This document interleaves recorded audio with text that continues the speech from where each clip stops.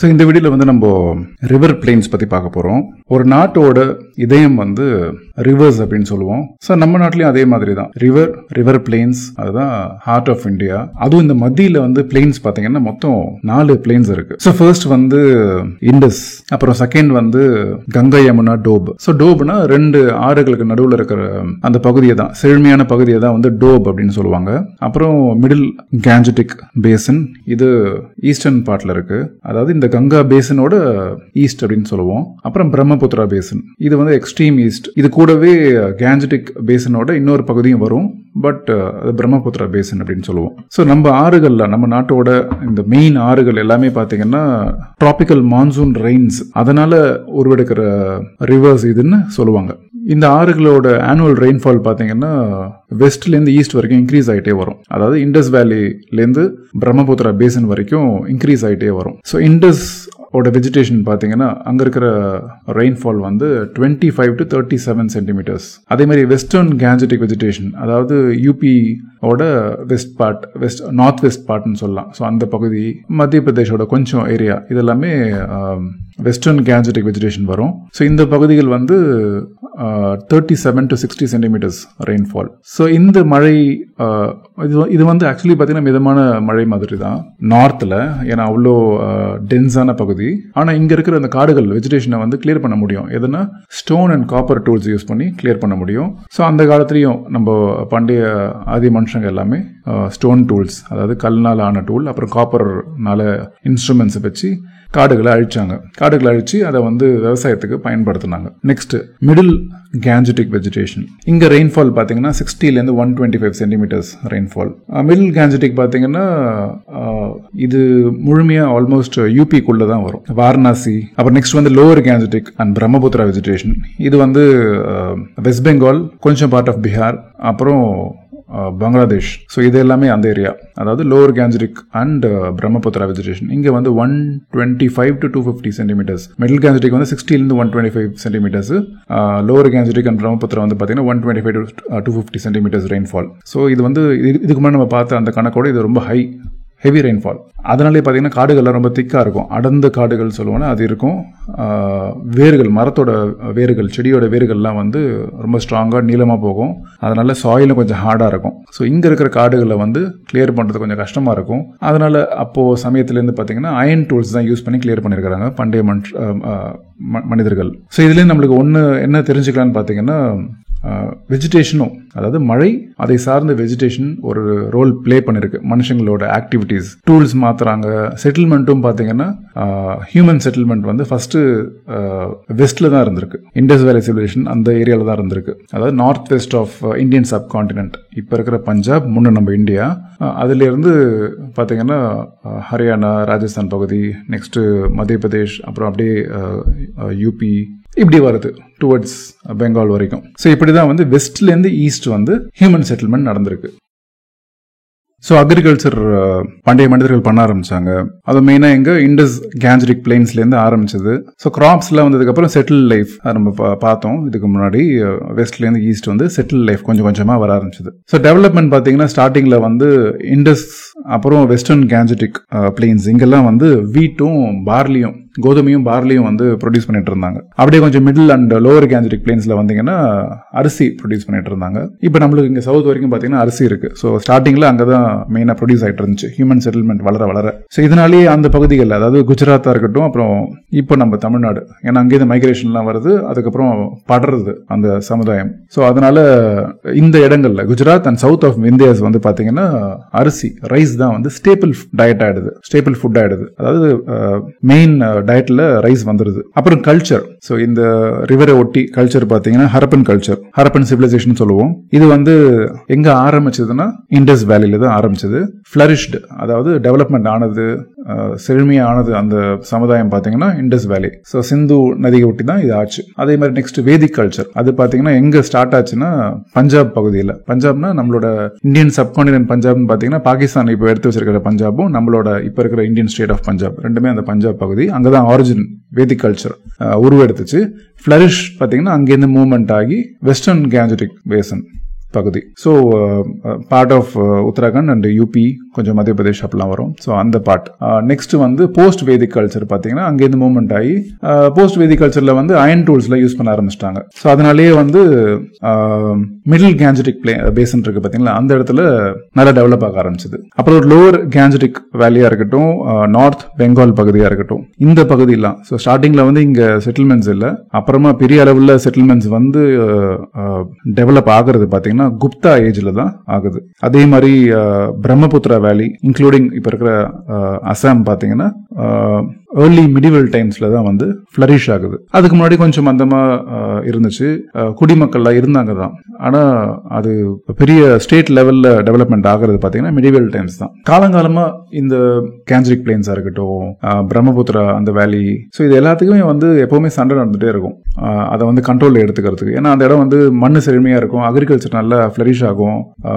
So cultural development அப்புறம் cultural ஹாப்பனிங்ஸோட சென்டரா இருந்ததுனால அந்த பகுதிக்காக எப்பவுமே சண்டை போட்டே இருப்பாங்க. ஸோ அந்த அளவுக்கு ரிவர் பிளேன்ஸும் பாத்தீங்கன்னா played active role in political changes. அதே மாதிரி ரிவர்ஸ் வந்து கம்யூனிகேஷன் அண்ட் டிரான்ஸ்போர்ட், முக்கியமா காமர்ஸ்க்காக பண்டைய காலத்துல இருந்து இன்னைய வரைக்கும் ரோல் பிளே பண்ணுது. பொதுவாகவே இந்த வாட்டர் டிரான்ஸ்போர்ட் அப்படிதான். பண்டைய காலத்துல பாத்தீங்கன்னா ரிவர் டிரான்ஸ்போர்ட் அதிகப்படியா ஹெல்ப் பண்ணிருக்கு நாட்டுக்குள்ள.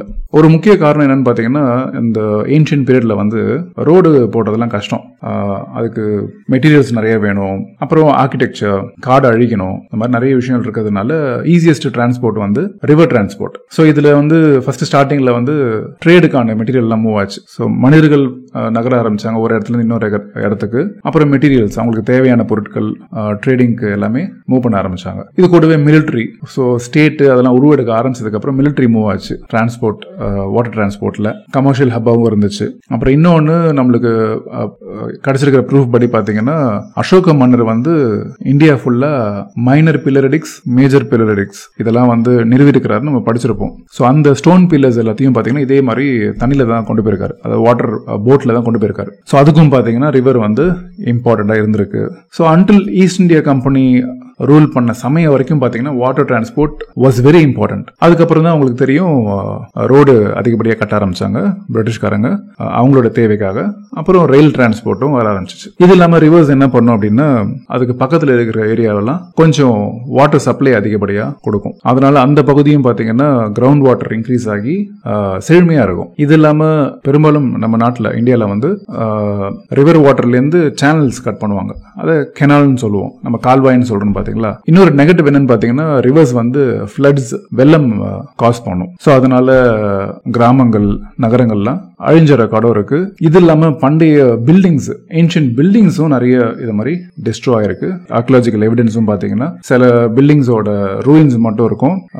எதனால அது அழிஞ்சிருக்குன்னு பாத்தீங்கன்னா ஃப்ளட்னால இருக்கும். அப்புறம் முக்கியமான நகரங்கள், தலைநகரங்கள் இந்த ரிவரை ஒட்டி உருவாகினது பாத்தீங்கன்னா ஹஸ்தினாபுரம் சொல்லுவோம், பிரயாக், இப்போ பிரயாக்ராஜ்னு சொல்றோம்ல, நடுல கொஞ்ச காலத்துக்கு அலகாபாத்னு பேர் இருந்துச்சு, அப்புறம் திருப்பி ஒரிஜினல் பேருக்கு மாத்தினாங்க. அப்புறம் Varanasi, Pataliputra which is now called as Patna.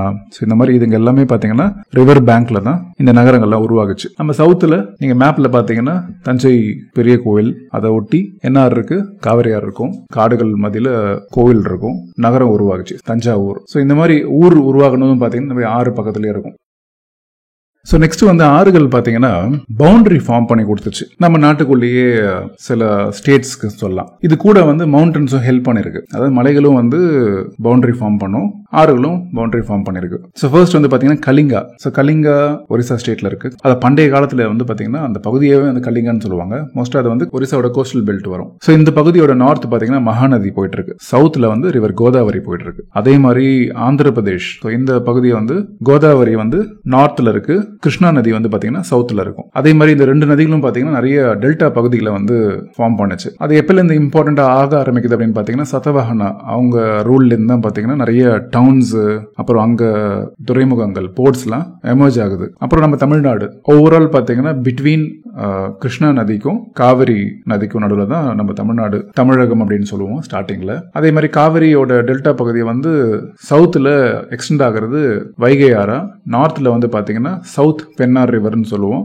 தமிழ்ல தென் பெண்ணார் ஆறு. ஸோ இந்த பகுதியை வந்து எப்போ பவர்ஃபுல்லா ஆச்சுன்னா சோழர்கள் சமயத்துல தான் இது கிறிஸ்டியன் ஏராவோட ஸ்டார்டிங்லேருந்து, அதாவது ஃபர்ஸ்ட் செஞ்சுரி சிஇலேருந்து ஃபேமஸ் ஆகுது. அதே மாதிரி வட தமிழகம் இல்லை வட தமிழ்நாடு பார்த்தீங்கன்னா பல்லவாஸோட ரூலில் எப்போலேருந்துன்னா 4th-லேருந்து 6th செஞ்சுரி காமன் எரா இந்த சமயங்களில் பல்லவாஸ் அங்கே ரூல் பண்ண ஆரம்பிக்கிறாங்க நார்த் தமிழ்நாட்டில். ஸோ அப்போ அந்த இடம்லாம் ஃபேமஸ் ஆக ஆரம்பிக்குது. ஸோ நம்மளோட கோஸ்டல் பிளெயின், ஈஸ்டர்ன் கோஸ்டல் பிளெயினை வந்து கோரமண்டல் கோஸ்ட்னு சொல்லுவோம். ஸோ இந்த பகுதி ஒட்டி இருக்கிற பகுதியில் இருக்கிற மலைகள், மலைத்தொடர்லாம் வந்து ஈஸ்டர்ன் காட்ஸ்ன்னு சொல்லுவோம். ஸோ கேப் நிறைய இருக்கும், ஆனால் மலைகள் இருக்கும். ஸோ இதனால ஆறுகள் வந்து அழகா பே ஆஃப் பெங்கால் ஃப்ளோ ஆகுற மாதிரி இருக்கும். ஸோ இதனாலேயே வந்து ஈஸ்டர்ன் கோஸ்ட்டுக்கும் ஆந்திரா, தமிழ்நாடு மற்ற பகுதிகளுக்கும் கம்யூனிகேஷன் வந்து டிஃபிகல்ட்டா இருந்தது கிடையாது. இது இல்லாமல் இந்த கோரமண்டல் கோஸ்ட்ல தான் வந்து அரிக்கமேடு, மகாபலிபுரம், காவிரிப்பட்டினம் இதெல்லாம் உருவாகுச்சு.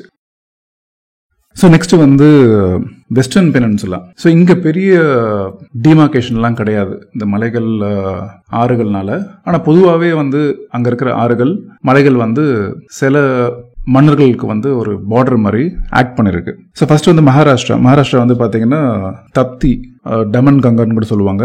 அது நார்த்தில் இருக்கு. சவுத்தில் வந்து பீமா ரிவர் இருக்கு. ஸோ நெக்ஸ்ட் கர்நாடகா பார்த்தீங்கன்னா நார்த்தில் வந்து Bhima river and upper Krishna நதி இருக்கு. சவுத்தில் வந்து துங்கபத்ரா நதி இருக்கு. அதே மாதிரி இந்த துங்கபத்ரா நதி பார்த்தீங்கன்னா அதான் துங்கா அப்புறம் பத்ரா 2 நதி சொல்றாங்க. மைத்தாலஜியில் அதுக்கு சில கதைகளும் இருக்கு எப்படி உருவாகுச்சு அப்படின்னு சொல்லி. ஆனாலுமே அதோட அமைப்பே பார்த்தீங்கன்னா இட்ஸ் அ நேச்சுரல் ஃப்ரான்டியர், அதாவது நேச்சுரலாகவே ஒரு பார்டர் மாதிரி.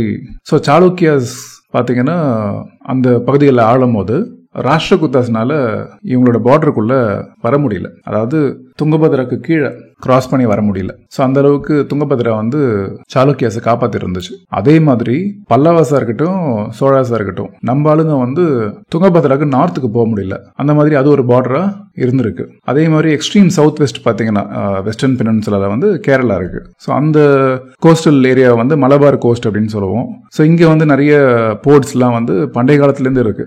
முசிறி எல்லாம் கேள்விப்பட்டிருப்பீங்க. ஸோ அதெல்லாம் உருவெடுத்துச்சு. அங்கே சின்ன சின்ன கிங்டம்ஸ் எல்லாம் உருவாகுச்சு. அதே மாதிரி இந்த பகுதி, இந்த கோஸ்டல் ஏரியாவாக இருக்கட்டும், அதுக்கும் மற்ற கேரளாவோட மற்ற பகுதிக்கும் அப்புறம் கர்நாடகா, மகாராஷ்டிராக்கும் கம்யூனிகேஷன் வந்து கொஞ்சம் கஷ்டமா இருந்துச்சு. காரணம் என்ன அப்படின்னு பார்த்தீங்கன்னா வெஸ்டர்ன் காட்ஸ் வந்து தொடர்ச்சி ஜாஸ்தி, அப்புறம் ஹைட்டும் அதிகம், அப்புறம் பாசஸும் அவ்வளோ கிடையாது. இது ஈஸ்டர்ன் காட்ஸ் பார்த்தோம். ஈஸ்டர்ன் காட்ஸில் வந்து தொடர்ச்சி அவ்வளோவா கிடையாது, ஹைட் கம்மி, கேப் நிறைய இருக்கு. ஸோ அதனால கம்யூனிகேஷன் ஈஸியாக இருந்துச்சு. But not so in Western Ghats. So மலைகள் மட்டுமே பவுண்டரியா இருந்திருக்கும் சில பகுதிக்கு. அதை பற்றி நெக்ஸ்ட் வீடியோவில் பார்க்கலாம். கமெண்ட்ஸை தொடர்ந்து பதிவு பண்ணுங்க. தேங்க்ஸ் ஃபார் வாட்சிங் அண்ட் சப்போர்ட்டிங் மை சேனல்.